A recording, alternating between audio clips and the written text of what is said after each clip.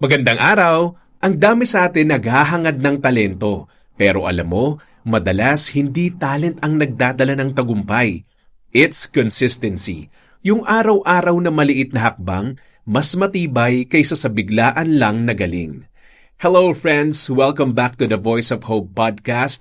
Kahapon pinag-usapan natin kung paano gawing redirection ang rejection. Ngayon naman, let's talk about consistency. Bakit mas mahalaga siya kaysa raw talent?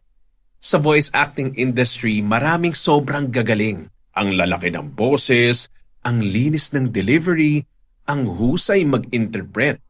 Pero bakit may iba na mas nakikilala? Dahil hindi sila tumitigil. Naalala ko nung nagsisimula ako, hindi ako yung pinakatalentado. Pero araw-araw, nag-practice ako. Nag-aaral, nag-audition. Slowly nagbunga siya. Kasi talent opens the door pero consistency keeps you inside the room. Sa buhay, same principle. Hindi kailangan laging perfect. Kailangan lang tuloy-tuloy. Parang gym. Hindi mo makukuha sa isang araw ang result. Pero kung consistent ka, eventually may pagbabago. Galatians 6:9 says, "Let us not become weary in doing good. For at the proper time, we will reap a harvest if we do not give up." Hindi lahat instant. Pero kapag consistent ka, may reward. Kaya kung feeling mo wala ka pang nakikita na fruit dun sa mga effort mo, keep showing up.